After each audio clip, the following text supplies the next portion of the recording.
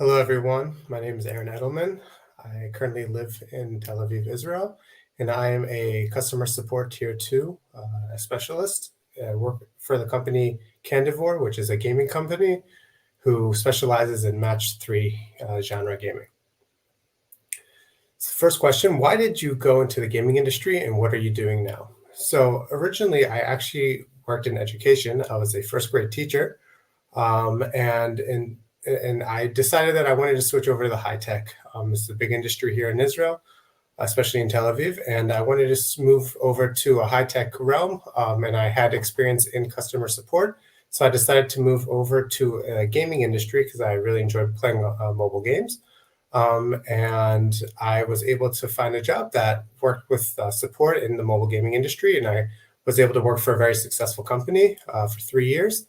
And recently, I actually joined a new company called Candivore, who also is very successful in the gaming industry. And at the moment, I'm working in customer support as a tier two technical specialist. What trends do you see in the gaming industry for the next 3 years in terms of customer support and QA? So there are many trends that are growing within the customer support realm.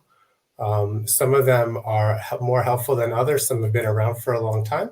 But I think the biggest thing is the innovation of using AI and also chatbots in support. I think it's been very helpful in being able to build a proper chatbot to be able to respond to players and to customers as soon as possible. A majority of the time when they're sending a ticket or sending a message or issue, it is something that can be fixed immediately. It's something that's been already known. And if we can build chatbots to be able to implement that and to give them a response as fast as possible, I think that this is something that will be very helpful in the future and in the industry for both customer support and for QA. How do you see the use of AI and automation impacting customer support, QA, in the gaming industry?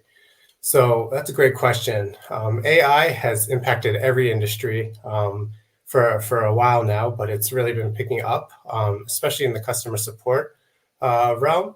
We are able to diagnose and see issues before they happen if we're able to implement the correct AI platforms. And so automation and using automation in order to be able to use support in the best way possible is something that is very, very important, that has been really been being used more and more lately. And I think that also the AI in general is going to be helpful not only into support, but also connecting all the other departments and teams to make sure that everyone is being working as best as possible and making sure that everything is being seen and nothing is being missed, but also at the same time gives us a future representation of what might be or what can happen or what we should look out for. So that is something that's very helpful, and I think that will definitely impact the industry in the future. How do you see the integration of blockchain technology evolving in the gaming industry over the next few years? So with blockchain technology, it's interesting because with gaming, there's so many different types of genres of gaming. So to put it into one specific genre is really hard to do. But in general, I think that blockchain is able to take the abilities of what gaming has to offer, the amount of data that is being collected, the amount of AI information that is being collected, the amount of use case and A/B testing and different ideas that are helping to evolve the gaming industry. This is all something that can be set with blockchain, and using that technology to benefit the gaming industry. It's an integration that's going to happen, whether people say it's going to be beneficial or not. It's going to be something that is going to impact it tremendously. So I'm interested and curious to see how it's going to end up. Do you think virtual reality gaming will become more mainstream in the next few years? I definitely think so.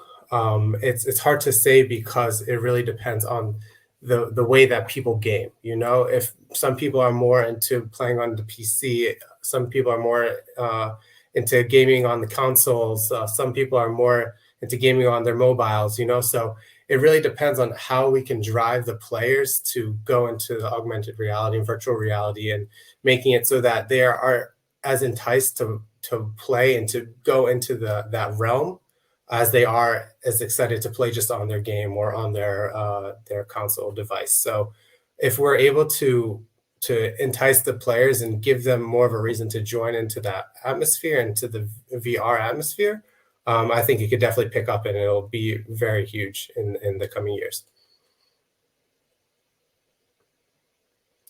How do you see the increasing importance of in-game events and live content affecting the gaming industry? This is extremely important. Something that has to keep the players engaged in the game. You know, these are things that we have the basic structure of a game that everyone loves and loves to play, but they get bored of it after a while. Unfortunately, that's with everything in life. You know, so if we're able to add a constant events and constant live events to into the game that drives the player to keep on coming back, to keep on playing more, to keep on spending more.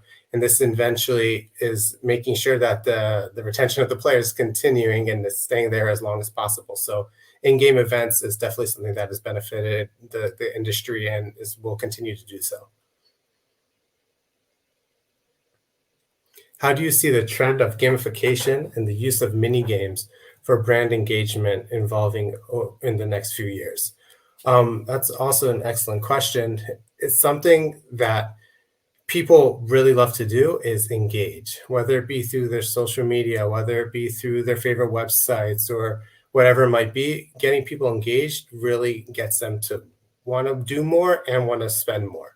So the fact that companies are now using more games and implementing them into their brand is really going to evolve and engage more people to come and use them, especially because there's so much technology within this realm of being using these different these different ideas and trends into one specific place, which would be either your phone or whatever it may be, your console, that we're able to engage the players more to get them to play more, to buy more. And this is something that's definitely going to benefit in the future. Do you think the trend of gamification in non-gaming industries, education, medical, etc., will continue to grow? That's something that I don't necessarily think that it will have an impact unless the people who are implementing it make it and do it correctly. So if this is something where they just try to gamify everything they can and try to just market and promote as much as possible through gaming, that may just water it down and might not give it the amount of attention it needs. But if they look at specific categories and specific industries and see this is something where the players might be more engaged in using gaming as a way to engage the customers, or something like, for instance, like education, that would be something that is very beneficial. Whereas something like medical or real estate tech, I don't know how relevant that might be. How do you see the role of esports in the gaming industry evolving in the next few years? So this is already a multi-billion-dollar industry, and it has evolved tremendously in the past 10, even 5 years. So I think that this is going to only grow even more. There's going to be more people involved in it. More people are going to want to watch. More people are going to want to engage. More people are going to want to become these esports players. And I think that this is something that definitely will engage more people and grow the industry to be even greater and larger than what it is today. How do you think the increasing popularity of esports will affect the development and success of casual games? So it's interesting because a lot of casual games are played with the fan base that they just love the game and they're committed to the game and to the populace of the players. So they'll continue there. But with esports, it's something where people who watch esports for one specific game doesn't necessarily mean they won't watch it for a different game. So if you have a game that's a PvP game, right, where you're playing one against another, people in general will love to watch that. So it's something that more companies are looking into and trying to develop to get into that realm so that they can get more influence and more attention onto their game and into their company. But in terms of the casual gaming, there's always something that you can push in esports. There's so many different genres and there's so many different streams and different applications that you can use to stream esports. So it's something that I think a lot of companies, especially in the casual gaming industry, will definitely look more into in the future and see what benefits it may have for them. How do you see the future of mobile gaming evolving in the next few years? So that's very interesting because I think that a lot of mobile gaming has, not that it hasn't hit its peak or its climax and had found all the ideas it can have, and it's now out there on the app stores and whatever it is. There's so much more that there is to mobile gaming besides just getting people to play the game and spending money in the game. Between the development of what there is to create different offsets of the game, and to make different versions of the game, to work with other companies and corporations and media to incorporate that into your game is something that is also being that's being done and is a huge impact on the gaming industry. But in general, I think that mobile gaming is only going to get bigger. Everyone has a phone. Everyone is looking at their phone in one way or another, doing something with it, and more people are more enticed to play mobile games. So I do think that it's just going to grow tremendously, and it's only looking up from here. And there's going to be a lot of potential in the future. What advice do you have for new game developers looking to enter the industry and succeed in the long term? So the first thing would be to look at your audience, see what is the game that you're trying to push and who else is doing it. There's no game out there that, wow, this is the first idea of the game. There's always some idea that you have that is already implemented into a game. Some of them have been doing it much more successfully than others. There's some games that are extremely successful and they have over 100 different copies of the same game with also a lot of players playing the game. So if you're really looking into the industry, find your niche, find what it is you want to get into and the genre and the idea that you have, and look to see who's doing it already. And if you see that it is being done, but it's not to the expectations that you would like, go for it. Try and reach and try to build something of your own and try to create something that you think might be successful.